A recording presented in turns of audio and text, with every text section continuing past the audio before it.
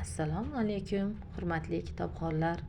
Marg'ilon shahar axborot kutubxona markazi tomonidan taqdim etilayotgan ushbu ma'lumot orqali sizni o'zbek adabiyotining buyuk namoyandasi Abdulla Avloniy hayoti va ijodi bilan tanishtiramiz. Har bir millatning ma'naviy uyg'onish tarixida uning yo'lini yoritgan buyuk ma'rifatchilar bo'ladi. O'zbek xalqi uchun bunday siymolardan biri Abdulla Avloniydir. Abdulla Avloniy 1878-yil 12-iyulda Toshkent shahrida hunarmand oilasida tug'ilgan. U yoshligidanoq ilmga, adabiyotga va ma'rifatga oshno bo'lib ulg'aygan. Ayniqsa jadidchilik g'oyalari uning shakllanishida muhim o'rin tutgan.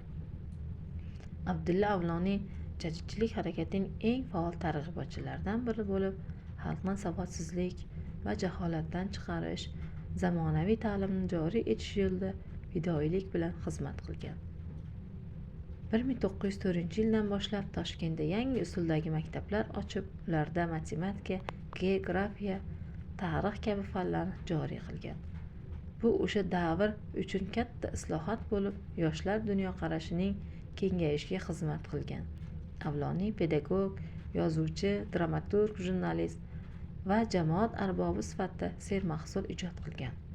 Uning mashhur asarlari qatoriga Turkiy Guliston, yoxud axloq, birinchi muallim, ikkinchi muallim, adabiyot yoxud milliy she'rlar kiradi. U o'zbek milliy teatrining asoschilaridan biri bo'lib, Turon teatrini tashkil etgan. Shuningdek, Shuhrat, Turon kabi nashrlarda faol ma'rifiy maqolalarni chop ettirgan.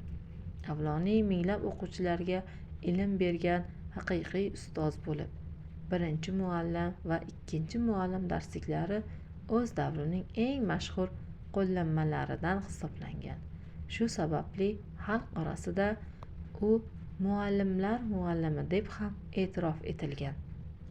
Tarbiya bizlar uchun yo hayot, yo mamot, yo najot, yo halokat masalasidir, degan Abdulla Avloniy.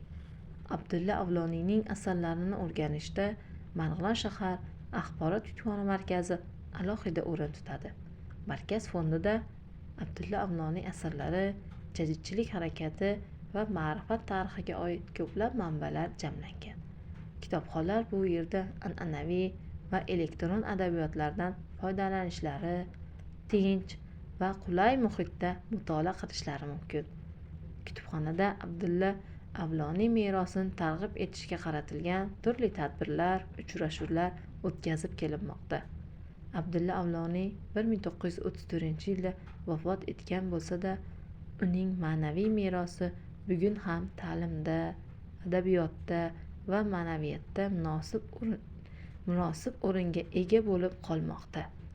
Sizlarni Marg'ilon shahar axborot kutubxona markaziga tashrif buyurib, Abdulla Avloniy merosi bilan yanada yaqindan tanishishga taklif etamiz.